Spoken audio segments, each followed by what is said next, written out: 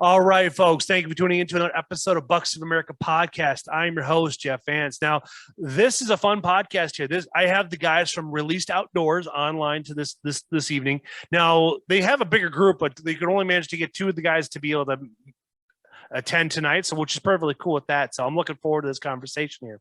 So I have Jeremiah and I have Lucas on the line here, and these guys are going to talk about how they're passionate about the outdoors, how they all interact, because they're not all around from the same area. They all came from different parts of the Midwest. And then it'd be fun to listen to how all their paths intersected, and then go from there and talk about what they got going on, what is the mission behind Released Outdoors, and go from there. So Jeremiah, why don't you start us off and tell me about you and your influence getting into hunting. All right. Like I said, I'm Jeremiah Crawford. Originally, I'm from Western Montana. My dad is the one that got me into hunting. I've been archery and rifle hunting since I was 11 years old. Being from Western Montana, if it's got fur, you pretty much are out after it. It's a lot of different seasons. I remember one of the first trips I got to go on when I was 11 years old that kind of got me hooked was me and my dad and some family friends. We all went on an Eastern Montana antelope hunt, and okay. From then on, I had the bug. I started archery hunting, like I said, after that, and it was just nothing but passion for me. You know, if I was cutting class when I was in high school to go shoot grouse on my lunch break, it didn't matter. Whatever I could do to be outdoors, that's what I wanted to do. Even if it was something like shooting ground squirrels with a 22. It's what I was all about. I love it. There's nothing better than being in the outdoors. Growing up in Western Montana, like I was saying earlier, I ended up playing college baseball. I ended up going to California and then out to Kansas. That's how I ended up here in the Midwest. And it was definitely a culture shock, you're right, coming from big mountains to the Bible Belt of the Midwest, flat, lots of ag fields. And so it was definitely a change. It was something I had to learn and adjust to. Like, I'd never hunted out of a tree stand before I came to the Midwest. So that was a huge learning curve for me being here going on 6 years now. It's something I've really learned to enjoy. I'm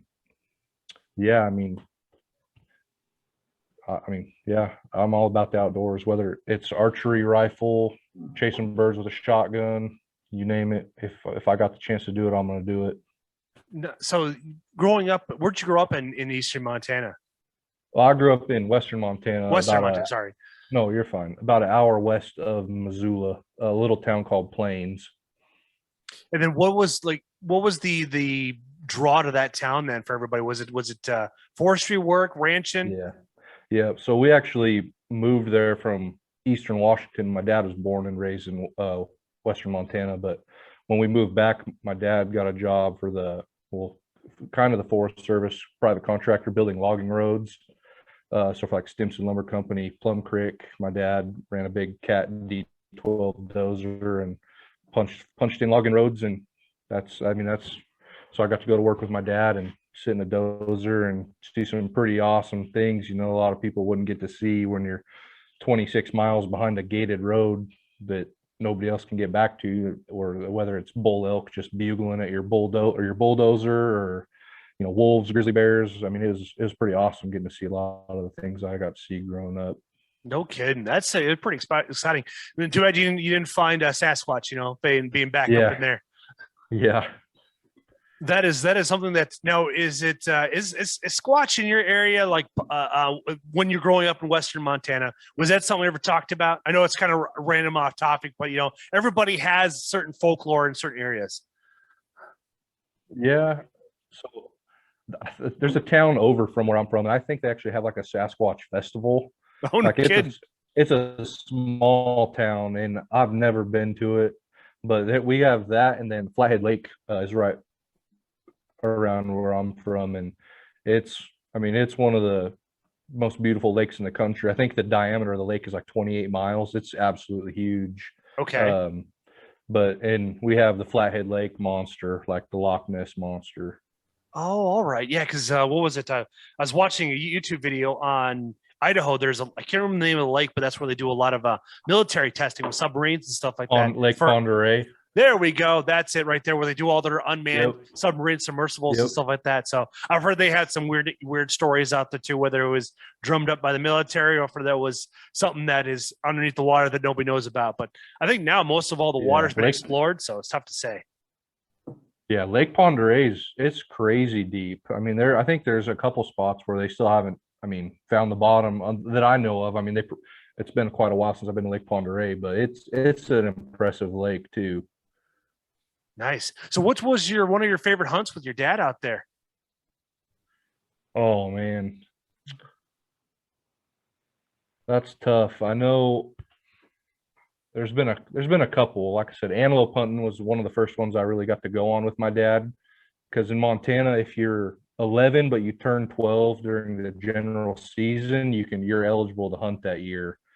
So the year before I was 11, I was 10. My dad and our really good family friends all went back east antelope hunting, and I had to stay home. And then the next year I got to go, and it's just a blast. I mean, people don't really appreciate antelope and just how fast they are and how just an incredible animal they are. So we got to go 2 or 3 times. The second time we went, we had 5 people, and this was pretty impressive. We all had 3 antelope tags because you're eligible for a buck tag and 2 does at this time. And then you had your general deer tag, and you could buy up to 3 mule deer doe tags in that unit. Okay. And so we all had 6 tags, and we all tagged out in 3 days. We had 30 animals killed. It was incredible. We had a 96 Cummins with like firewood racks, and we had animals stacked in the bed of that truck, and there was legs sticking out over our wood racks. It was crazy. Man, that would be something to see. Like one of my fondest memory was back in 1997 at my dad's house, and him and his guys, they went all party hunted for shotgun in Iowa. And man, muzzleloader. They went muzzleloader because this is over Christmas break, because it's like I had a choice between going to my mom or my dad's, and so I chose my dad because it's hunting season. So I was like, well, I'm the best time to get hear some shit talking, but also get to see a bunch of meat and learn some stuff. And man, I think they butchered up something like 15 deer over that course that weekend, or over the course that week, because they muzzleloader at the time was 2 weeks long, and so that's when a lot of guys took their vacation time, not only because the kids are out, but that's when they all work for you. They were all working for either a quarry or doing something where that's when they shut down, just because it's just easier. And then this way they're able to begin the maintenance on all the machinery, and then go from there, work on a skeleton crew, and then go from there. But man, isn't that just those memories? You never know if you can ever recreate something like that again. Yeah, it's crazy. And a little more about my background. I mean, people here are like, oh man, they shot 30 animals. That seems like a lot. Well, I'm one of 8 kids growing up, so that was a huge, that was groceries for us. So wow, we 8 definitely, kids. Yeah, I'm one of 8.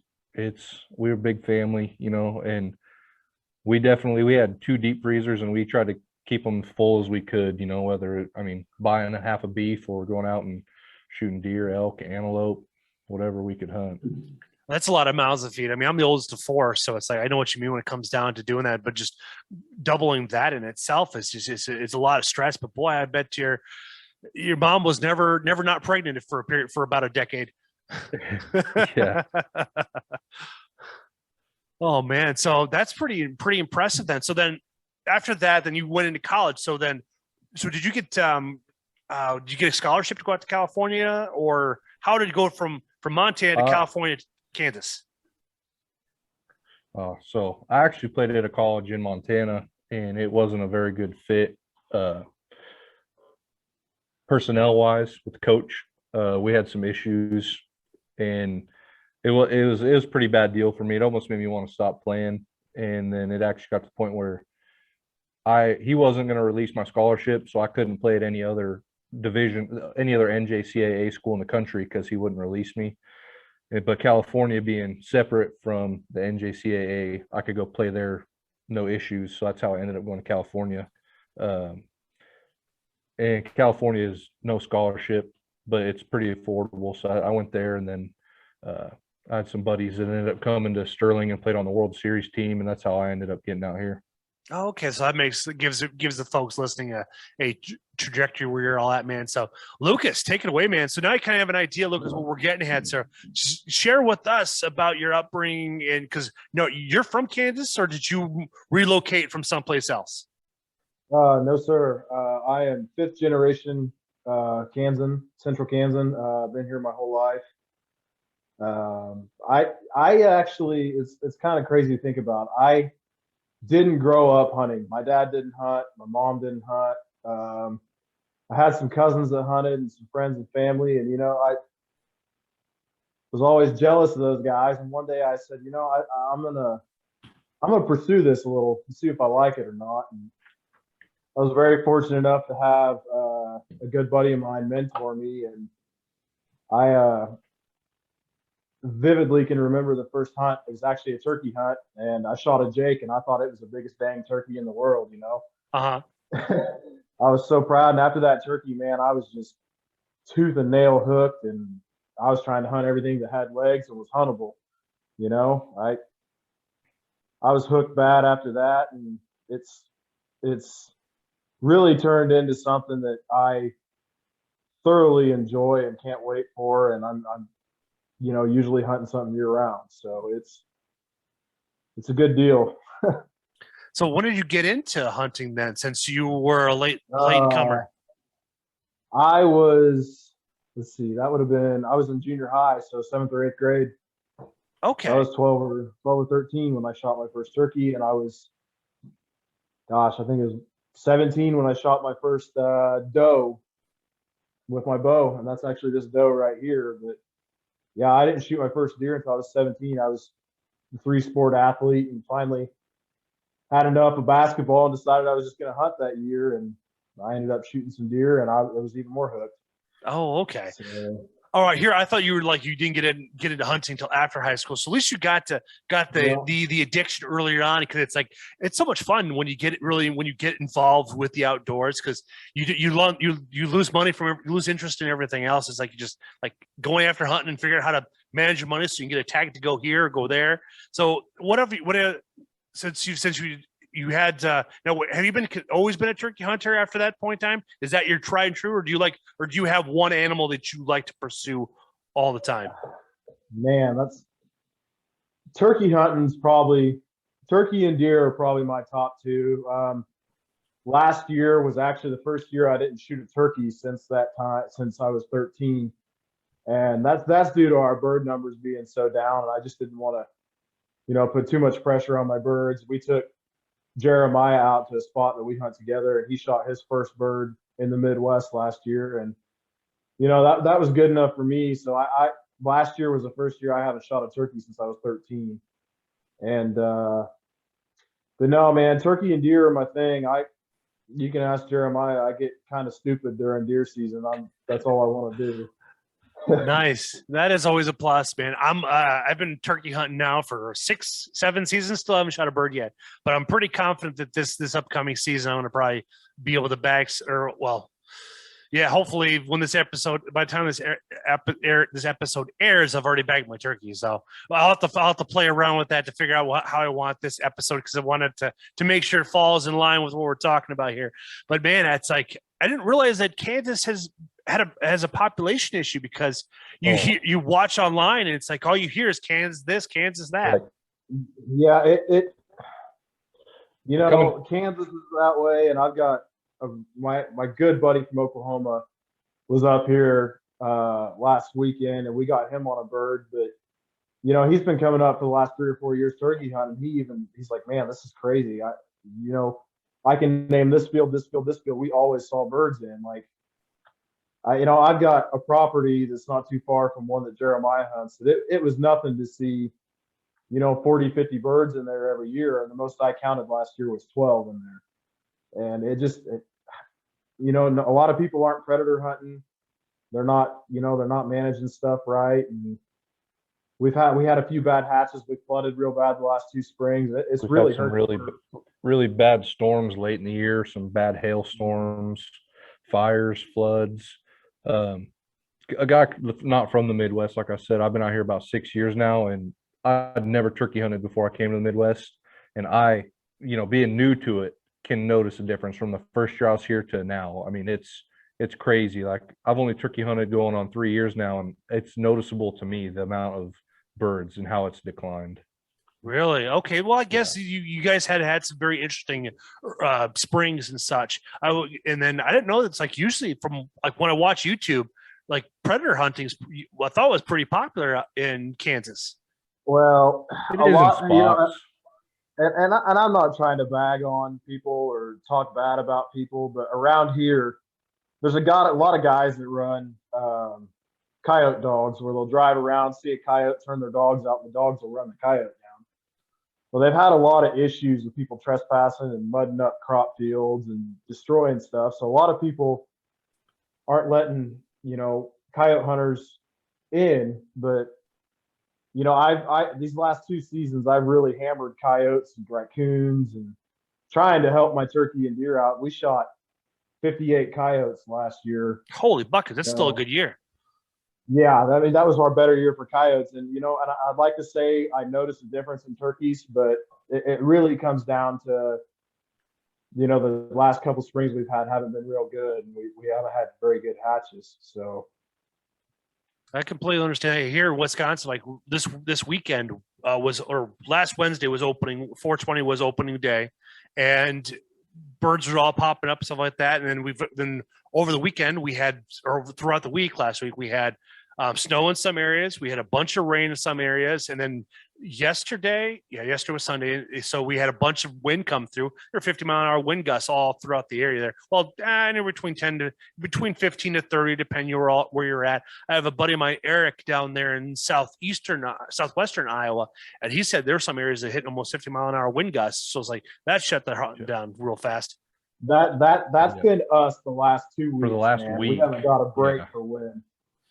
Yeah, because I've noticed that, like, I was going to go out looking yesterday. I was going to go out and do some spot checks at a couple fields I'm going to go hunt this upcoming season. But the wind was out there, and like even when I was going through where I have some guaranteed fields where I live in an area where it has this weird bridge between town, country, and town. Well, where that little small area is at, because it's weird because you got La Crosse, Wisconsin, then you have Highway 16. And then there's a section there where you see a whole bunch of turkeys, and it's like if they're not out there, that's like they're not moving anywhere, because these bluffs are really weird in how they manipulate the wind and such. But if they're not out there, like they're always out there like on a clock, when they're going to be showing up there. And it's like when I know they weren't out there and the deer weren't out there, is because it's oddly enough between this little 5-mile stretch, I'll see close to 6 dozen deer and probably about 2 or 3 dozen turkeys. And yesterday was just dead silent, nothing going on. So it's like, well, I'm gonna save my gas for a different day because it's so expensive now. I wish I would have taken advantage of when the gas prices were a little bit cheap. I'm Jake with HHA Sports, and today we're going to talk a little bit about our dovetail sights and how they're going to fit on the new Mathews V3X.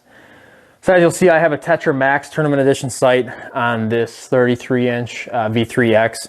All of our dovetail sights, the Tetra and the Tetra Max, will fit on the V3X. Also, in the next couple of weeks, you'll see us come out with a shorter dovetail version. It'll just be our short bar version, which will also fit on the V3X on both the 29 and 33-inch model. One question that we've gotten pretty frequently lately is the windage adjustments on your Tetra and Tetra Max bow sights on the new Mathews bow. And this year we came out with the infinite adjust plate, which you'll see on the front end of your sight.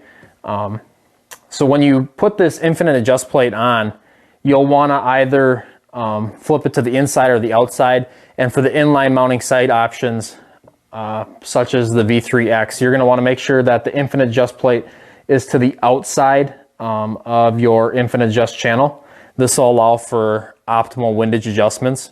So you'll also be able to find the infinite adjust bracket on our website if you're already shooting a Tetra or Tetra Max Tournament Edition sight. Another way that you can get your HHA to fit V3X is by buying our conversion kit, which you can find on our website at HHAsports.com. We'll be selling those at retail around $60. So basically the only thing you'll have to do is you'll have to take apart your sight at the third access point, and you can convert any Tetra or Tetra Max sight. So if you have a fixed frame, you can get that into a dovetail. So like mentioned before, any dovetail sight will fit a Tetra or a Tetra Max, as well as our short bar version. For more information, you can visit our website at www.hhasports.com.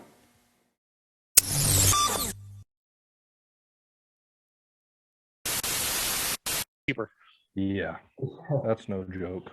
But no, yeah, turkey and deer are definitely my thing, man. And I've really, deer hunting's been the most, I don't know, I want to say pleasurable thing for me, because I over the years I've really learned the deer, learned how to manage the deer, learned, what funnel points they like, where they like to bed, all that other stuff. And I love to learn about that stuff. So if I had to pick one thing, it'd probably be deer hunting, man. That really is my thing, I guess you'd say. Now, have you had a chance, Lucas, to get out and do some speed goat hunting yet? Because I know Kansas has speed goats. Yeah, no, I actually have a buddy that's going. He's moving out to Western Kansas to Oakley, and he's going to manage a pretty big ranch out there. And I think we're going to go try and chase some speed goats next year. But I've never tried one. So. All right, then. So now, as the resident for you guys out there, we're going out for speed goats. Now, is there a lottery, OTC? What is it? What is it like out there for residents to get attacked?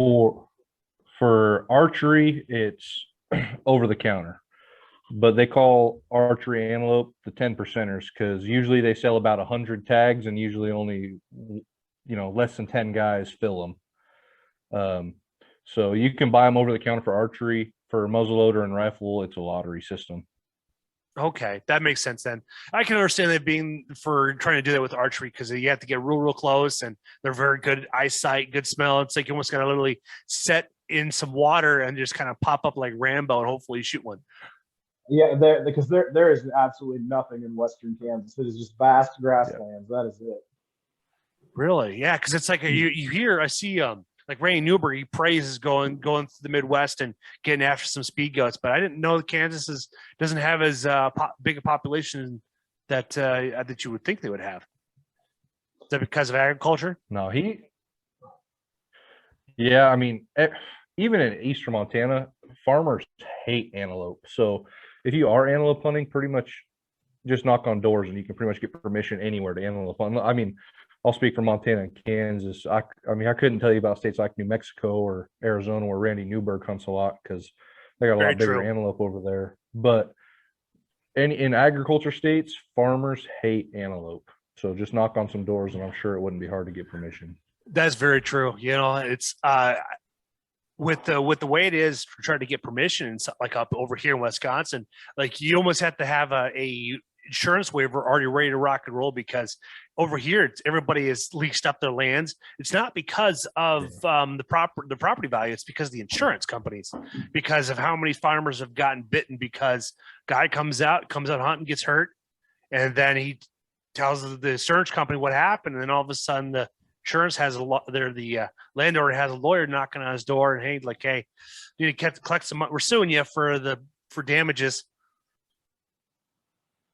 Yeah, that's the thing we face around here too. Was it like 90% of Kansas is private land? And 99% of Kansas is private land. 99% of Kansas is private land. And you've got a lot. If you don't have deep pockets, you're not going to get on a lot of ground. There's a lot of stuff that's leased up, and we're very fortunate to have some of the landowners that we have. We don't have to lease a lot of the ground we have, which is nice. And whether it be family land or just really good friends, I mean, but it's getting tough in Kansas. If you want to hunt, you're gonna have to have some money. That's the worst part about it. I know Vanguard, BlackRock, I know Bill Gates came through and bought a bunch of land here in 2020, 2021, even this year. So it's like we're almost reverting back to our parents. Be Great Britain, where it's like in order to hunt, you have to be part of a club, and your buy-in in the club is you have to have 8 figures and something like that to do it. And it's like we're marching right to it, we're getting constantly attacked by all sides, and it's weird. It's strange because like it comes down to Iowa's number 50 for the most public land, Texas is 50 or 49, and it just keeps on going down from there for when it from even like was it I think Kansas is probably 47 or 48 on the bottom spectrum of public land to go hunting. Sounds like same with Nebraska too. Yeah. I mean, everywhere if you look, I mean, even like Montana, I mean, there's a big push for like the privatization of hunting. Like I think with, I don't know if you follow Onyx or anything like that, with the whole corner crossing, the court case and everything that's going on right now with those guys in Wyoming, but there's a ranch in Wyoming and not Wyoming, Montana. I can't remember the name of it, but it's a big push for privatization of hunting, right? So he's going to allow, access to X amount of acres. The guy that owns this he gets X amount of, tags for that unit that he can delegate and kind of do what he wants with, which it's definitely a gray area, especially in states like Kansas. I think Kansas is managed not very well by the state. There could definitely room for improvement. Because I know like Montana, I use that for an example because that's what I know the most about. They have, like your BLM program, where the state will go in and pay landowners to allow access, and you just go out there and you sign into a box and you have permission to hunt it. And I know Kansas has the WEHA or the walk-in hunting program, but it's not enough for the amount of people in Kansas, right? I mean, this is a number of Christian. I wish Christian was here for this because it's Kansas gun season is like 12 days or something like that. It's just under 2 weeks. And I think so our archery season opens up like mid-September. Mid-September, and you can shoot antlerless all the way into January, but your antlered season ends December 31st. So from September to the end of December, it's like maybe 12 to 15,000 deer get killed, maybe. And then soon as our rifle season opens, in those 12 days, it's like 60 to 70,000 deer get killed in those 12 days alone. Mm-hmm. I mean, so I don't know. I definitely feel like there should be changes, especially watching just how bad the turkeys have declined, right? You don't want to see the same thing happen to your deer numbers. Well, and I think a lot of that has to do with the way they run their lottery system for deer tags. It's $430 just to apply for your tag, and then like another. Anyway, the money doesn't matter, but it's like a 97% draw rate. I mean, it's and if you don't draw, they automatically give you a preference point. So I mean, 97% of people that apply draw. Man, that's insane. Here in Wisconsin, it's over the counter for whether it be archery, crossbow, or rifle. Rifle season here is 9 days. Then we have muzzleloader season. Then we have a holiday season. So all around, I think there's like something like 20 some days where a firearm can be used for hunting, but most of it's all geared towards the archery hunter because of the bluff side and such. So we have that going for us. So it's but we have our BLM program here where you can farmers can put the land in there, but you just know on Onyx where you can go and stuff like that, where they did a pretty good job of showing you where you can walk, where areas you can hunt. And then Wisconsin even has a map program on their website where shows you where everything's all at. And there's some areas where got some good amount of land to cover. Like I know I have one piece of land that I hunt is over 80 acres, and it's all. But the thing is, like it's all like this. It's just one big old bowl. Yeah. And so but it's like you just got to figure out what you got to plan it all right. You got to be constant scouting and such. So, but there's deer out there, man. I saw a lot of bucks out there this past year, a lot of does and stuff like that. And it doesn't get hit as hard as you think it would be during gun season. But man, I go out there during the heat of September, like the 70, 80-degree days, and I'll see bucks moving. I may not be in the shooting range, but I'll see them. Like I had an 8-point coming from 30 yards, but I had so much brush that there's no way I would be able to stitch an arrow through that, and not without wounding the animal, or just having it just like he goes through, it's like, whoop, there it goes, or right in the ground. So it's like one of those things. So like I'm not even trying to do that. It's just unethical to be able to pull something like that off. Man, so then how did you guys all come together? Because you guys have a crew of 6 guys, 7 guys? 6 guys. 6 guys. Okay. So Christian and myself would be, I guess, what you would call like the founders, or the 2 guys that started this. Christian and myself I met Christian after I graduated college. I got a job at an ethanol plant. Christian is local. He ended up getting hired on after I got hired on. And Christian has a big passion for the outdoors, really hardworking guy, likes to chase big deer. He's chased a lot of big deer, and he's killed a lot of really good deer. And, he's just like, we both just got to the point, we're like, why don't we start something, right? We see all these other guys having success on social media and doing stuff, and we're doing the exact same thing, like, why don't we give this a go and see what we can do? And so we started Released Outdoors going on about 2 years ago. And Christian knows a couple guys in the Midwest, me being from Western Montana and now having some friends in the Midwest. We both knew a pretty good group of guys. And so we were like, let's put a group together, and a group of hardworking guys that likes to get after it, chase big deer, big elk, big antelope, you name it. And Christian and Dane is another one that's here in Kansas, myself and Lucas, and then Branson, who I grew up with in Western Montana, and then our buddy Jake, who actually I met in Northern California, and now he lives in Idaho. But I mean, that's our group. We got guys all over the country, and like I said, it doesn't matter. I mean, Jake was a waterfowl guide. He's guided from California all the way up into Canada. Lucas has guided waterfowl. Branson has guided, his pretty much majority of his life. They kill a ton of big mule deer, elk, antelope, you name it, in Montana. Christian has grown up here. He's the last 3 or 4 years, he probably should have had multiple 170 to 180 inch deer on the wall. I think that just the dice didn't fall his way.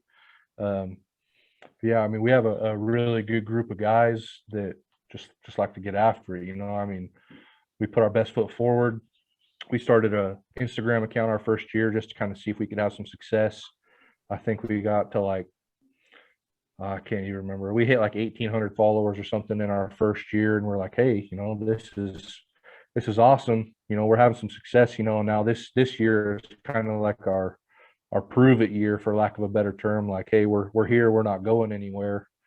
Whether it's shed hunting, spring bear, hunting exotics in Texas, whatever it is, if we get a chance to go do it, we're gonna go do it, and I'm going bring hog everybody hunting along next for the month. ride. What was that, Lucas? I'm going on a hog trip next month. I mean, we're always after something. That's awesome. And so what is your guys' main focus with Released Outdoors? You guys going to be education and entertainment, guiding? Because Jeremiah, you guys mentioned that you got a lot of guys that have a pedigree in guiding. So I was just kind of curious on what is your forward momentum with this? I mean, we've talked a lot, whether it's going to be an apparel line, or if it's going to be more of like the media aspect of it, and like a production company where we make the jump from, social media to YouTube, and possibly, monetize YouTube channel, and then make the jump to a streaming platform like Carbon TV or something along those lines. So we have a lot of options. We have a lot of really good people we work with in the outdoor industry, and we got a lot of really good relationships. So I think we still haven't found our true direction. Right now we're doing a lot of different things, getting a lot of growth in a lot of areas. And I mean, I'm not going to say down the road if the opportunity came about that, we may or may not be an outfit down the road. Who knows? We'll cross that bridge when we get there. But right now it's just a group of guys that like to hunt, and we're just trying to share everything we can on social media, from photography to filming our hunts to, like I said, putting a YouTube channel together. We've made hats, we've done orders, we've done stuff like that. We're just really trying to grow our brand at the moment. We haven't really decided what we're going to hone in on. I completely understand that too, because it took me a while to right where I'm at with Bucks of America. It's taken a while to grow where I'm at right now. So it's like you have that grace period where you don't have to figure out where you want to, because when you do decide to release something like a program, like doing merchandise that you don't want to start off right away when you don't have the following, but you don't have the loyalty to it. And then all of a sudden now you're stuck with those product. So like looking at drop shipping is one thing, or figuring out ways to work at different opportunities and stuff. Like I was talking with Brent from Advancing Outdoor Technologies out of California, and we were looking at ways to like figure out, because he's making I don't know. I like to call it a holster for your thumb release. He's got a whole bunch of them out there for different types of. Dude, I've seen those. Those are awesome. Yeah, so we were looking at ways like how can we get in touch with some manufacturers. Now, I did some deep diving. There's a website called simplyyeti.com, but what it is it's where you can go in, you can backtrack on where the company is getting their stuff manufactured at. Like I looked up like Fairdyne Outdoors. They own Muzzy, Truthfire, Raven, all those big companies. I was like, well, most of all of their products come from either China, Vietnam. And so anything they have is all being made by communists. So which just kind of sucks because like there's nothing here that's actually made in America based in this company here. So it's like, well, how can we? So it's like, well, I found the website, dug through it, and I figured like, well, we can reach out to this particular manufacturing company in one of the provinces in China, and then we could probably find out what they do, what they charge, or because the biggest thing is like when he's making these products, he wants to make sure that he's building it for the right audience, because the molds are not cheap. He told me like to make a mold for one particular release, like they have one called the Three Wise Men, but it works with 3 different types of ones. That costs him $20,000 just to make that one mold. And now if you try, there's so many of them out there. So it's like, well, if there's a place where you can find these stats, where you can find out how many units have been sold, so this way that you can figure out where you want to go. And that podcast is coming out. We talked for 3.5 hours. That guy is just a hoot. He's funny. He is just absolutely funny, very passionate in what he does and how he wants to get his product where it's at. He's trying to avoid the Joe Rogan effect, because it's like if he has one, it's like he's not going to be able to keep up with demand. Because it's like I had a conversation with Shea Butler, which is currently live now on YouTube and all the major streaming platforms. But his knife got in the hands of Cam Hanes. Cam Hanes works the bow rack. Cam Hanes told Joe Rogan to get one, and all of a sudden it's like he was able to quit his daytime job to be able to do this full time. So it's like it's just one of those things where it's like you want to be prepared for that type of explosion. Oh, it only takes one interaction with one person. Christian and I this year were fortunate enough to help our employer start a deer feed, and we were able to go to the ATA show. And so we got to go to the ATA network and meet a ton of people. Oh, exciting! And this guy it was awesome. ATA was a great experience. Loved everything about it. But there was a guy walking around with a product not similar to like the release magnet holder, but he was walking around. It was a stabilizer for your bow, but it was like the like the Primos, like the quick grip, like you hit the button and the shooting stick drops out. It was just like that, but it mounted to your bow. So your bow, you never had to support your bow. So you hit the trigger, it dropped down, your bow is supported by itself, and you could just draw. And it was a ground stabilizer for your bow. I mean, it was genius. The guy didn't have a booth. He was just walking around at the show. It was an awesome product. It took all the vibration out of your bow. It was the real deal. And that guy just walking around ended up getting meetings with Bog, Primos, a ton of these big companies that are because he had it all patented. It was his. Nobody smart. else has that technology. So he was just walking around and getting people to ask about it. I mean, so that's very cool. That one interaction, that one connection. Yeah, one of my come to the being part of being this media company that I've been able to establish, like meeting Chris Ham.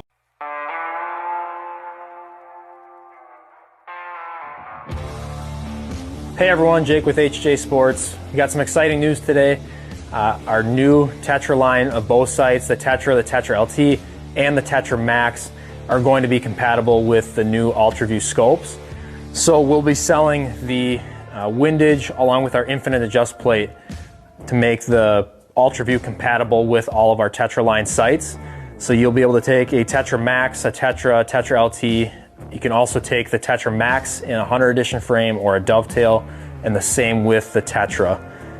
So you'll have a bunch of different options to put your favorite scope along with your favorite frame of your choice. So when you're looking to make the UltraView compatible with any of our Tetraline sights, you're going to want to make sure that you buy the complete kit that we're going to be selling. We'll be selling it to dealers as well on our website. You're going to want to make sure that you're getting the infinite adjust plate and the windage. It's important that we use our windage system, as that is the one that will be compatible with the UltraView scope. So when you're looking at purchasing a complete sight to get with the UltraView, you can either convert your current Tetra over to fit the UltraView. You'll need the windage then. And if you're looking at completely starting from scratch, buying one of our sights and putting the UltraView scope on it, you'll want to purchase one of our Tetra 900 frames, which, as I mentioned before, you can get it in a variety of different options. You can visit our website to see all the details there. So along with a new piece that we'll be selling to make the UltraView compatible with the HHAs, you're still going to get all of the features that you would normally get in an HHA sight. You'll get your second access completely independent from your 20-yard elevation adjustments on the infinite adjust bracket. Still get third access. All the features that you're accustomed to seeing in an HHA sight, you'll still get with an UltraView scope. You can check the video in our description to see how we installed the UltraView scope onto a Tetra 900 frame. So the HHA components on this sight do carry 100% lifetime warranty, just as any other HHA product does. This is a product that we're really excited to introduce to you, and really excited to partner up with UltraView on this project. For more information, you can visit our website at www.hhasports.com.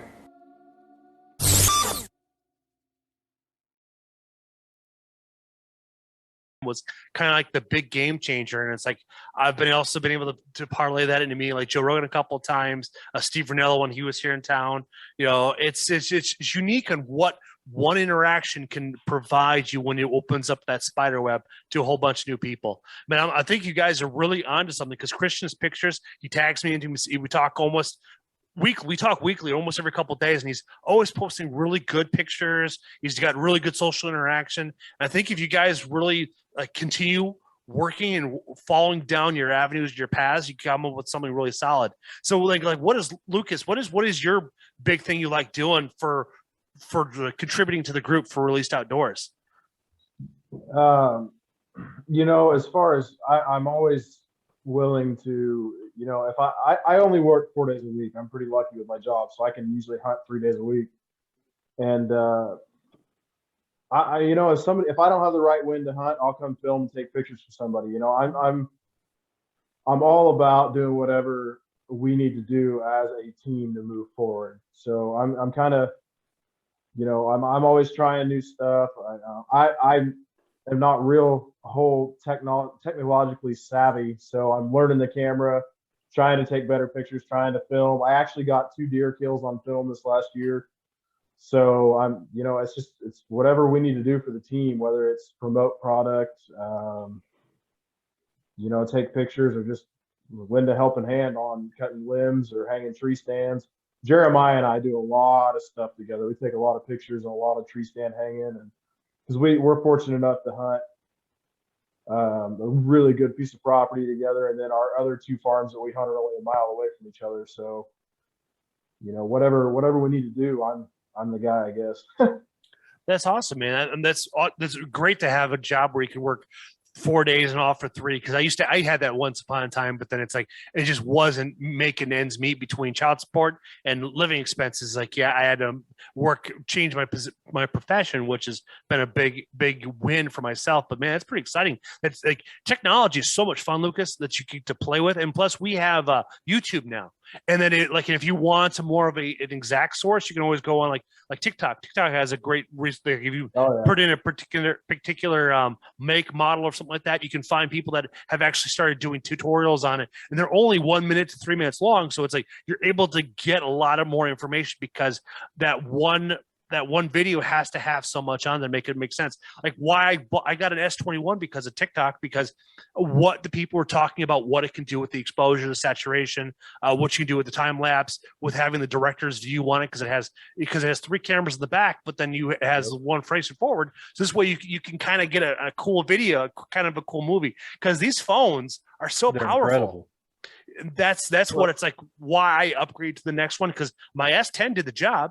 But then it's like this one came out. It's like this is pretty cool. The software on it's kind of hack. It's kind of not really impressed of how it bogs down, gets laggy. Yet I have to restart my phone like twice a day, otherwise it just doesn't want to cooperate. But the camera, it's pretty solid. Well, and Make you feel know, better. the other thing. Go ahead, Jeremiah. I was gonna say I'm still rocking the Galaxy S8, and Lucas is rocking the S9, so you're way ahead of us. Yep. The only reason why I got it, man, is because Verizon was giving me like $800 off.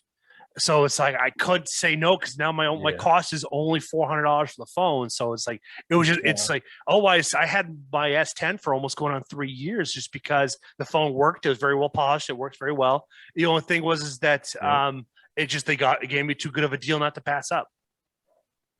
No, I think, your question is what I kind of bring to the table on some stuff. I think that's what makes our group so cohesive. We have so many different walks of life from so many different places. Whereas like if you want to know about Montana and hunting in Montana, you go with Jeremiah and Branson, they can show you the ropes there. And, as far as like elk and black bear and stuff I've never done yet. And, we got guys here in the Midwest. I've guided waterfowl. I've guided turkey hunts. I'm an avid predator hunter. So it's just all something different that we can do. As far as Jeremiah has a question. Hey man, I'm getting coyotes checking out at 800 yards. I can't get them to come any closer. We'll try this. And we all feed off each other like that, and it's working out really well for us. So I think we all help each other out very well and bring a lot to the table as an individual for each person. That's good thing to have because it's like with having such a diverse group, you're able to each person to have kind of like a specialty, like you said, like you mentioned, predator calling. So it's like and then on top of it too, since you guys have so many people in different states, like grabbing a young child or grabbing somebody that's never been able to hunt, I mean that could be a real way to build some integrity inside the outdoor world because it's like, hey. Let's say I have somebody that I know, like, hey, Lucas, I got somebody that's in Kansas that wants to go predator hunting. He's got this. Would you like kind of like work with like, I can do this weekend, some of that, and just not chart. You can do whatever you guys would negotiate or whatever you guys want to do. But it's like, it'd be a good way to introduce people to the outdoors. I'll take dang near anybody coyote hunting, man. I've got a lot of ground and there's a lot of farmers that will dang near pay you to kill them. So, and there's way too many here. I mean, it's, like we shot probably 9 coyotes off of one property last year. Wow, left it that's alone. A Big Ten. Left that property alone for 6 months. Came back and shot another 6 off that property. There's just so many coyotes, and they're constantly moving into territory where you kill the pair out of. It's just it's a constant deal, and like as far as youth hunters. Or hunters in general. Like last year, Christian and I got to be a part of. Christian and I kind of guided. I don't know if you'll say guided, but guided Jeremiah on his first ever Midwestern bird. After the previous year, he had some pretty unfortunate events and unsuccessful year. It was a kick in the nuts the year prior. We tried. It didn't work out, and then we got to see him shoot his first bird last year. And I've taken a few youth on film, and I've taken a few youth hunters out, and it's like I tell my friends, if I never killed another turkey a day in my life, like got to experience that raw emotion of a first bird, or someone that wouldn't normally have the opportunity to take a bird, like get out in the outdoors, I'd never turkey hunt again. I mean, I just that gets me more than shooting the turkey, to be honest with you. I bet. The thing is about when you're trying to introduce people out there, it's like with how creepy the internet can make people feel or how it's like being able to do that in video and be able to develop that type of the communication. It's like just putting it out there. Like if you live in Montana or Kansas, Iowa, like inviting somebody to come out with you, which is a fantastic thing. I have a friend of mine from Ben Klausman from Sodak Horizons there. He's coming out in next month to go shoot at the HHA USA shot. And it's like to help him sell his wife on driving clear across the state 6 hours one or 5 hours one way. It's like you just crash it at my place because I'm only 40 minutes there. I'm going to be guaranteed going to be there for both days because I'm going to be bringing my podcast gear. I'm going to be shooting all that fun stuff. So it's like I'm excited to have him come on over, and it's just going to be a blast to be able to do that. It's like I have the room for it now. So it's like, why not invite people up? It's like, especially how expensive gas is. Take advantage of it.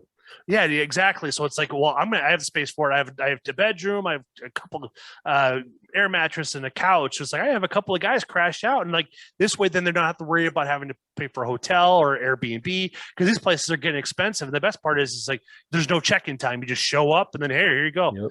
So it helps them be able to manage their time and be a little bit more excited to get out, especially if they got bad weather coming. Yep, absolutely. We kind of piggyback on like what Lucas has just said. Play college baseball. I meet guys from all walks of life. I played baseball with guys from Puerto Rico, the Bronx, Florida, Texas, Canada, Japan. I played baseball with guys from all walks of life, and there's guys that are like Jeremiah. Take me hunting, and I've been fortunate enough to take 3 or 4 really, really good friends, out and get their first deer. And one story that I'll never forget is a really good friend of mine that I met out here in the Midwest. He worked at a feedlot. Dude was absolutely one of the most hardworking guys you ever meet in your life. This guy worked full-time at a feedlot, was a full-time student and a college athlete, just burning the candle at both ends. And he was like, hey man, I got permission on this piece of ground. Will you take me hunting? And I'm like, yeah, absolutely. And he went out and bought a 270, and we went out and I got excited in that day, and we come out there and we're laying in this corn stubble on our stomach, and this deer comes out, and he's like laying on his stomach and trying to get on him, and the deer hurt him in the stubble, and the deer ran off, and he was just heartbroken. He's like, oh, I'm never going to get a chance to shoot a deer again. And as we're walking out, this is basically 300 acres of crop field, wide open, and there's 2 like 80-acre strips of alfalfa in the middle of it that they had round baled. And I'm like, dude, there's a really good deer on the other side of them alfalfa bales. And he's like, what? And I'm like, yeah. I'm like, dude, if we can get to 200 yards, you're killing that deer. And he's like, no way. And I'm like, yeah. I'm like, if he gets behind a round bale, run. So he got behind a round bale, and me and him just started running across this wide open field. And then he'd get out in the open. And as we're doing this, there's like 14 does off to our left watching us like 300 yards away.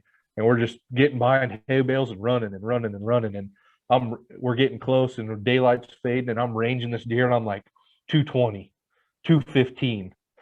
He's like, should I lay down? I'm like, don't lay down.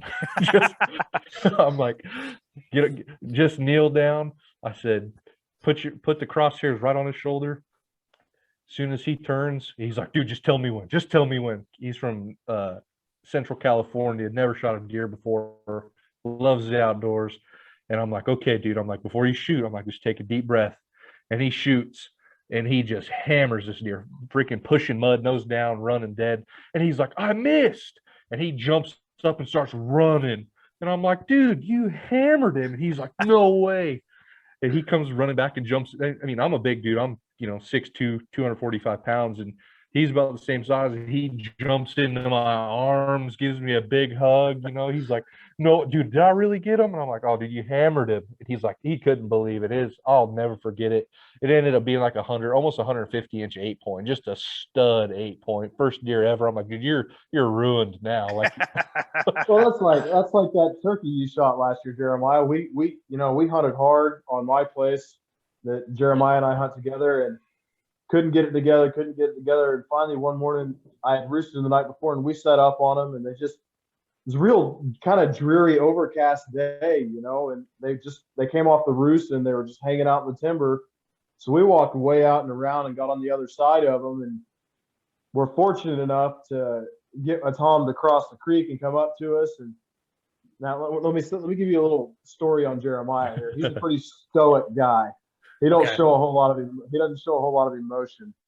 And we're sitting there, and this turkey's coming in, and he's just getting antsy, man. You can tell he's got his gun up, safety clicks off, and this bird works in perfect the decoys. I got the camera in one hand. We're getting good film, and I was just about to say, all right, Jeremiah, wait for him to turn so you don't blow his tail feathers off. And before I could say anything, Jeremiah shoots this bird, and I don't think I've ever seen him move so fast in my life. He come up out of the theaters and hooping and hollering and screaming. It was a good time, man. Just that raw emotion, man. He was so excited, so happy. We were all excited for him. It was a good time. You know, I'll never forget that. We took some really good pictures, and I actually went and got some canvases blown up with those pictures for me, Christian, and Jeremiah. Just, you know, it's something we'll never forget. That's awesome. So whatever happened to Christian? Why wasn't he able to make it on? Well, like I said, just Christian and I both got off work this morning. Oh, that's I haven't right. been to bed yet, and Christian is actually out probably roosting birds right now. I mean, we chased birds all day. I think I got a 20-minute nap. I've been up since 5 o'clock yesterday, so I'm going on. I'm Jake with HHA Sports, and today we're going to talk a little bit about our dovetail sights and how they're going to fit on the new Matthews V3X. So as you'll see, I have a Tetra Max Tournament Edition sight on this 33-inch V3X. All of our dovetail sights, the Tetra and the Tetra Max, will fit on the V3X. Also, in the next couple of weeks, you'll see us come out with a shorter dovetail version. It'll just be our short bar version, which will also fit on the V3X on both the 29 and 33-inch model. One question that we've gotten pretty frequently lately is the windage adjustments on your Tetra and Tetra Max bow sights on the new Matthews bow. And this year we came out with the infinite adjust plate, which you'll see on the front end of your sight.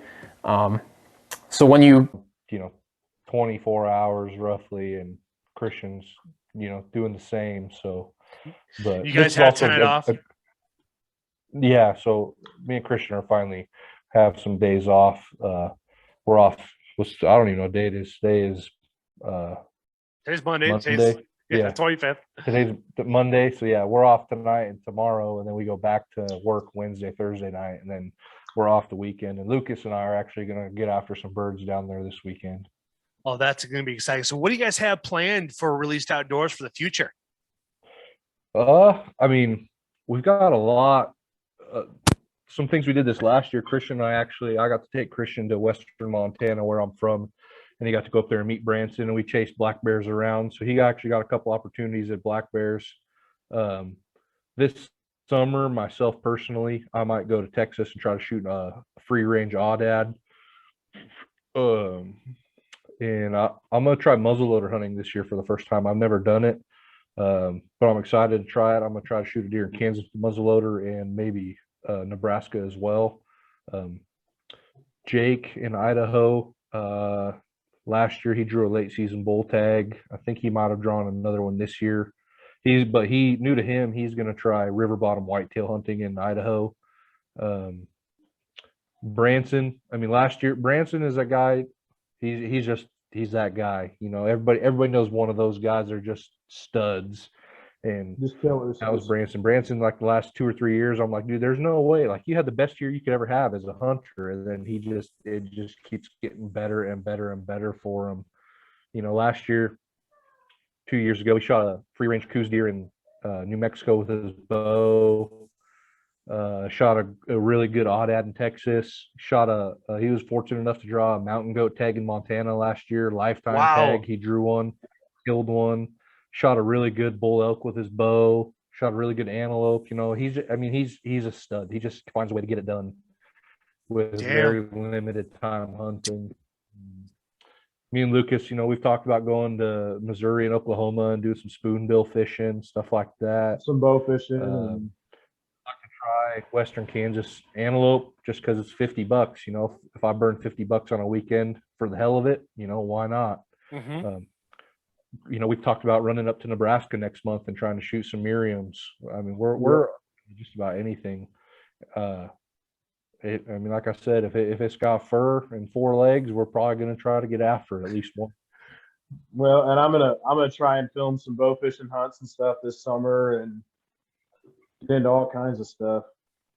Nice, man. I had Justin Fiskajon. He's been on Carbon TV and a couple of different things, but he's out of North Dakota, and he's been able to shoot himself. And it was 2016 or 2017. He shot himself a world record peddlefish bowfin bow fishing for the and stuff like that. And it's like when you actually get to see them because he went out shooting last year. I wanted to go out this year, but the snowpack wasn't really what it was supposed to be, and then my schedule became so complex. There's no way I'd be able to get out there and come back for HHAUSA shoot, and also going to go see Dr. Jordan Peterson. So I just have so much on my plate. It's like it's done on purpose, of course, but it's just like I wasn't able to make it out there because it's well, shit. I think it's like a 10-hour drive one way for me out there to get out there. But it's like he's the guy if you want to get out there, and he's got some good content. He got his son on a bird last weekend, so it's he's a stud too as well when it comes down to putting things together and making things happen. So man, you guys sounds like you guys are going to have another fun, exciting year. Well, and Jeremiah and I are doing something new this year. We're going to work our butts off and get some food plots in and move a bunch of tree stands around. And I think it's the first time we've done food plots on these new properties. So it'll be interesting. We got some pretty killer genetics on a couple properties, and we're going to try and maximize that. So.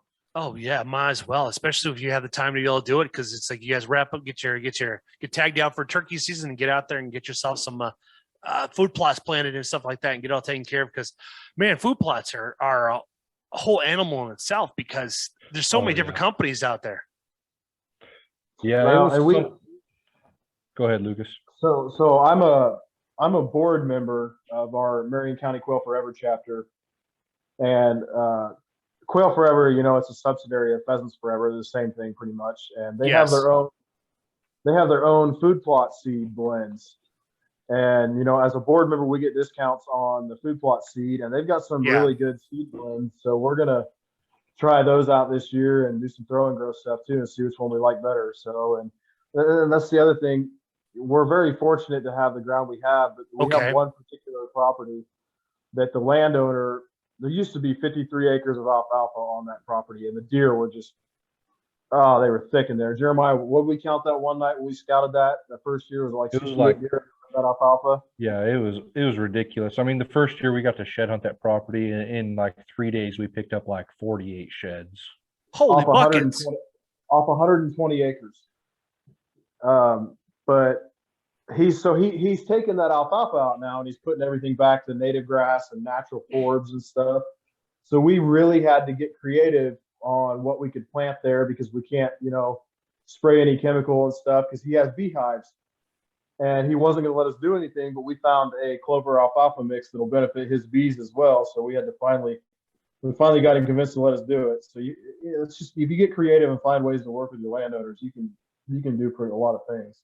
That's pretty cool that you guys are able to make that happen. I was going to mention, the big guy around here is Jeff Helmers. If those who know him, he runs Big Rack Whitetail Academy here out of Holman, Wisconsin. And if you see his trophy room, he's got bucks 180, 190, 200. I mean, his daughter has shot a B&C every year for like the last 8 years. And they only set maybe a handful of times, because he sets on a 40-acre plot of land, and he knows how it works. And people fly in all over the country for his seminars. He doesn't fly around anymore. People come to him, and he's got his own product too as well. But man, if you want to pick a guy's brain, that's the guy to talk to. Yeah, we're big believers in, the guys from the Released Outdoors. We're big believers in, hunt smarter, not harder. Like Dane Wood, for instance, one of our guys last year, he hunted one time. He let his cameras do the work for him. He went out that evening, killed 100 and like a low 150s 8-point, first sit of the year. I mean, we're big believers in work smarter, not harder. We definitely don't want to overpressure our properties. We don't want to hunt with the wrong wind. We try to be smart about it. Try to do everything as what we would consider, what we would consider the right way. It's not for everybody, and I mean, and there's times of the years where you just got to hunt, but the majority of the year you want to hunt smarter, not harder. Oh yeah, exactly. And you have private land, you got to take advantage of it. Who knows? Maybe you guys will put something together and buy some plot of land someplace just buy like an acre next to BLM, so this way you can put a camper on it. Yeah. All right, guys, man, we've jumped onto a lot of different topics, and I'm really excited for you guys to go up there. I want to have you guys back on again because this was a lot of fun. But I want to get everybody's brains on there. But with everybody dealing on different time zones, because you guys have guys all the way out there as in the Pacific, and you got Mountain, and you got in Central Standard Time. So it's like it'll take some finessing, but we'll make it happen because just to pick everybody's brain and see what everybody's doing. It's like it'd be fun to see what you guys have learned, what you guys are pushing yourself towards. Because I can see you guys eventually having a podcast too. And the cool thing is, there's like you put you guys in touch, or you can talk to me like what I've done to grow, and like how you want to visually think about your progression and growth, and how many mics you want to have. There's a lot of fun stuff you can do with it from there, especially with Zoom and the technology we have today. You're unstoppable. Yep, absolutely. I mean, yeah, even if you just wanted to do a waterfowl podcast only, dude, I mean, Jake Thomas and Lucas, they're your guys. You want to talk about a duck hunting fool? Jake Thomas, if you want to hunt ducks in the Pacific Northwest, he's probably one of the best up there. Yeah, what's the guy's name that I can't remember his name. He's been on Joe Rogan's podcast, but he's the chef that is missing one hand. But he says like out there in the Pacific Northwest is the best place to go after waterfowl, just because of that all the rice fields, all the different what's what I'm looking for here, ecosystems all through, just going through from Washington, Oregon, California. It's just beautiful. Yeah, biodiversity. There we go, Lucas. He's in the winner right there. But man, it's like that would be fun to go out there and hunt for those. Oh, Jake, I mean, we could Jake's get you on your guy. ducks here in Kansas, but I'm the goose guy, man. I'll get you on geese like you wouldn't believe. That's one thing I want to do. I have a buddy of mine that gave me 125 rounds of 7-shot, and it's just sitting in my closet. I have a Remington 1100. It's got the 28-inch barrel on it. It's like I want to go bird hunting, but it's like that's a whole animal in itself, and it's like my wife would get upset with me if I try to buy that more, to buy all the decoys and stuff like that, right? Decoys and everything else. Oh man, it's the amount of money some guys spend on decoys. Like you think guys spend a lot of money on deer hunting. Waterfowl is a completely different game, and you can't they don't even live on you. You think them birds are just passing through, and you're spending that much money. Well, and like I've got a buddy that's got like a 23-foot enclosed trailer, and he's got like 34 dozen full body goose decoys in there. Wow. You know, it gets ridiculous. I mean, we have to get out there, 3 hours before light just to get all our decoys up. Man, but it pays dividends, man, especially when everybody's hitting the bag limit within a few hours. Yeah, we've had some pretty crazy hunts, but the flyway where I live, there's a pretty good flyway, and we get a lot of geese, a lot of Canadas, a lot of snows, a lot of specks. Mm-hmm. But it's